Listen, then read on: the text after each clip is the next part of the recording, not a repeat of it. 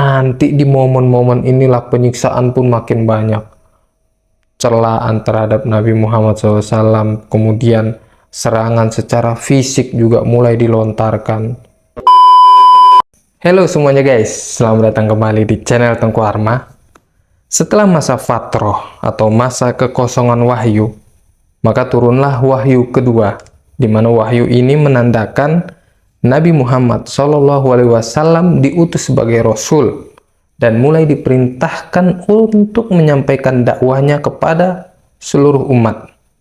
Nah, namun Nabi Muhammad SAW tidak serta-merta langsung mendakwahkan secara frontal, karena Nabi diminta untuk mulai perlahan-lahan, yang kita kenal sebagai dakwah secara sembunyi-sembunyi. Kenapa harus sembunyi-sembunyi? Nah, itulah bukti cerdasnya Rasulullah SAW. Beliau, karena di posisi kita masih kecil, umat Islam masih kecil banget. Dan ini salah satu strategi Nabi Muhammad SAW yang diajarkan oleh Allah Subhanahu Wa Taala. Dan gimana kisah perjalanan dakwah secara sembunyi-sembunyi ini? Langsung saja kita masuk ke kisahnya, dakwah Rasulullah SAW secara sembunyi. Tapi sebelumnya silahkan subscribe dulu channel ini ya. Silahkan subscribe, like video ini, dan sebarkan ke teman-teman kalian. Oke, langsung aja kita masuk ke ceritanya. So, hayya nabda'ul kisah.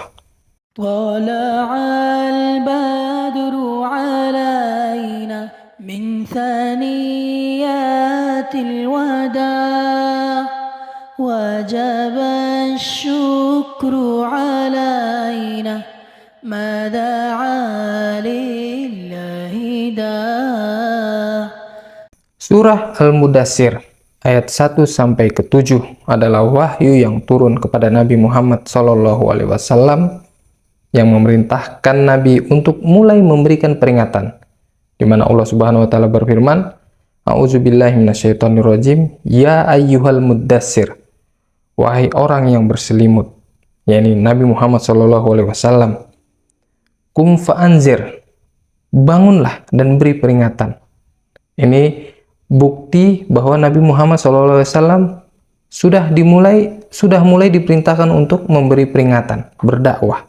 Nah, setelah mendapatkan perintah ini, Nabi Muhammad SAW memulai dakwahnya kepada keluarganya.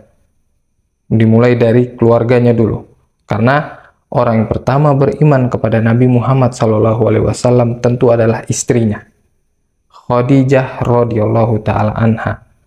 Beliau adalah wanita pertama yang mengimani Nabi Muhammad SAW. Kemudian Nabi kita Muhammad SAW mendatangi orang-orang terdekatnya. Dia meminta dari kalangan anak kecil mendakwahi saudaranya Ali bin Abi Thalib. Ali bin Abi Thalib ini tinggal bersama Nabi Muhammad SAW. Usianya saat itu adalah 8 tahun. Kenapa Ali bin Abi Thalib bisa tinggal bersama Nabi Muhammad? Karena ini lihat bentuk adab Nabi Muhammad SAW kepada pamannya, bentuk bakti, rasa berterima kasih beliau kepada pamannya. Karena Nabi Muhammad SAW dulu kan dirawat oleh pamannya ya, sampai beliau bisa mulai berbisnis. Itu hidup bersama Abu Thalib kan.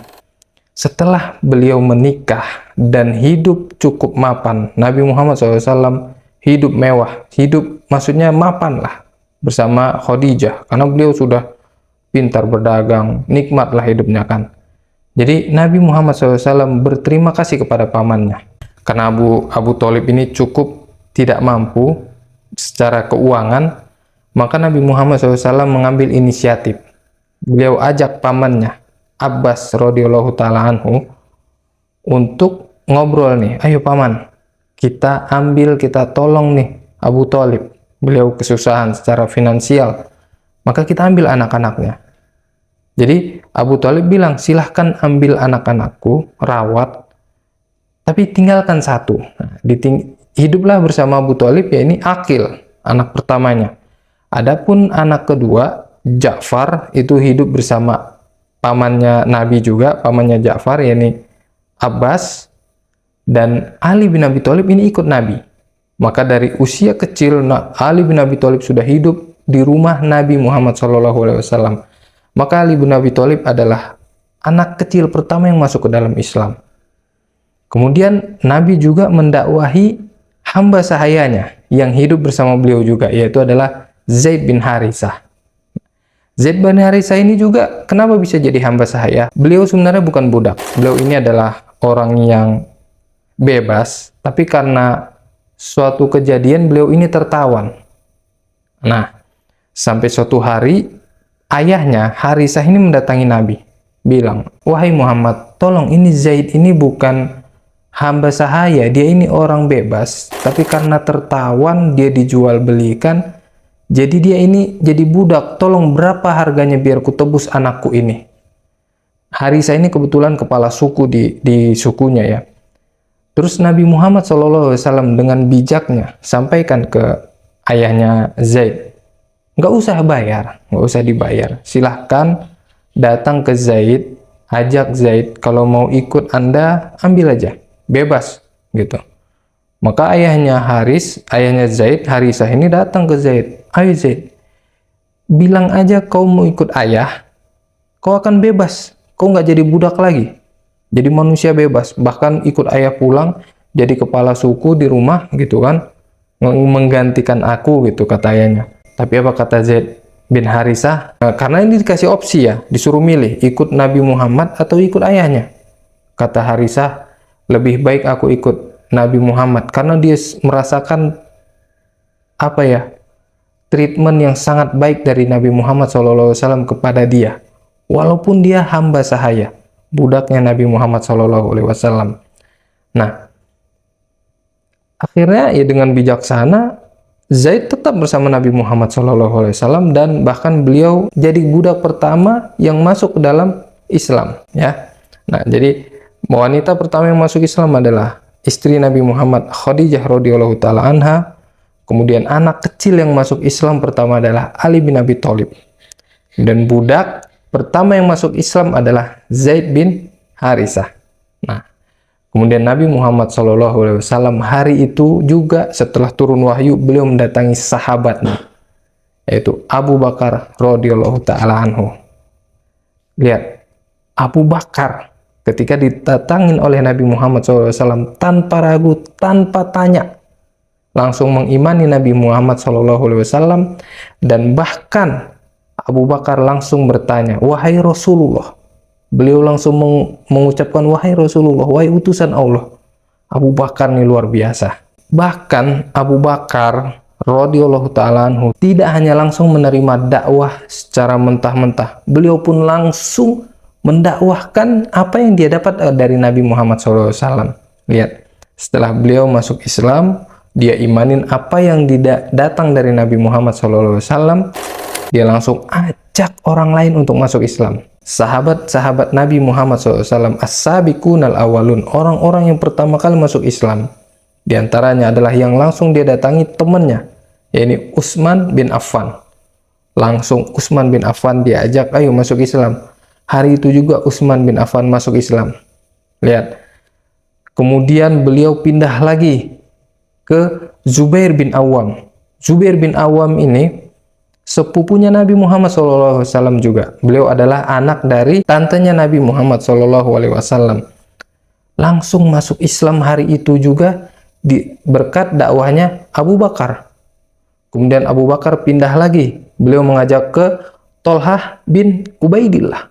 Masya Allah, ini sahabat-sahabat Nabi yang dijamin oleh Allah Subhanahu wa Ta'ala masuk surga ya. Kemudian Abu Bakar mengajak lagi Sa'ad bin Abi Waqqas radhiyallahu ta'ala anhum. Dan yang terakhir, hari itu yang beliau ajak adalah Abdurrahman bin Auf. Masya Allah. Nah, dari nama-nama ini semua, ini adalah sahabat-sahabat yang utama yang diajak oleh Abu Bakar untuk masuk Islam. Jadi semua sahabat-sahabat ini ketika mereka beramal, amal jariahnya juga ikut masuk ke Abu Bakar radhiyallahu ta'ala anhu. Masya Allah. Emang Abu Bakar ini, gue pengen bikin video panjang lebar tentang beliau radhiyallahu ta'ala anhu. Manusia yang sangat mempercayai Nabi Muhammad SAW. Bahkan beliau dijuluki dengan Siddiq, orang yang sangat percaya kepada Nabi. Apapun yang dikatakan Nabi, dia percaya tanpa tanya. Iya, percaya, oke. Luar biasa. Nah, setelah itu, setelah Abu Bakar, maka tentu yang masuk Islam selanjutnya adalah anak-anak Nabi Muhammad SAW, yaitu keempat putrinya, Ruqayyah, Fatimah, Zainab, dan Ummu Kulsum.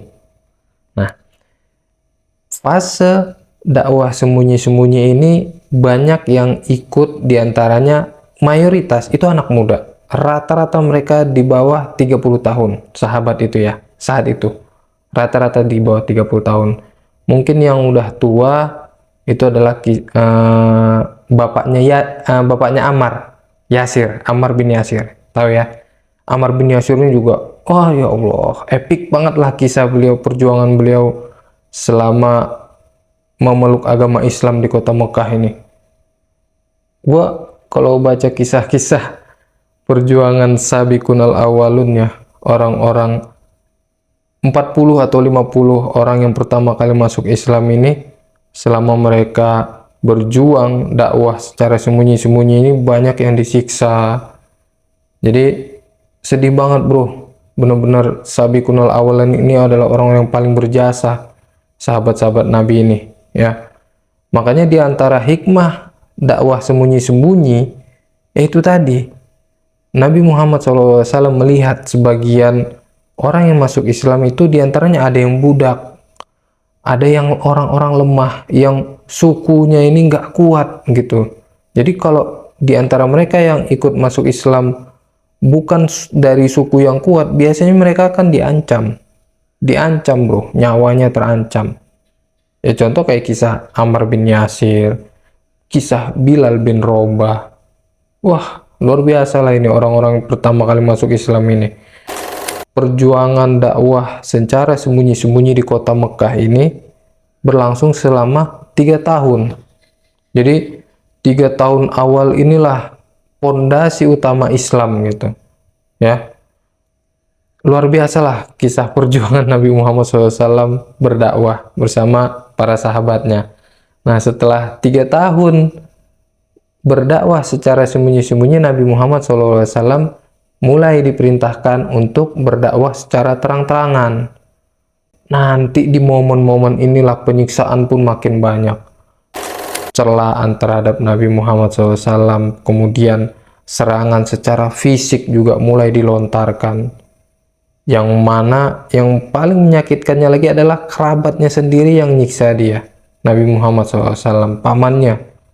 Jadi kisah perjuangan Islam ini, perjuangan Nabi Muhammad SAW memperjuangkan agama ini luar biasa bro. Makanya gue pengen sharing ke teman-teman gitu. Gue hanya menceritakan ulang gitu. Gue bukan alim, bukan orang yang paham agama, enggak. Gue hanya baca, dan kalau gue baca, sayang banget ilmu ini hanya mati di gue gitu. Kisah ini, kisah heroik sahabat-sahabat Nabi Muhammad SAW ini mati di gue, habis di gue, itu sayang banget.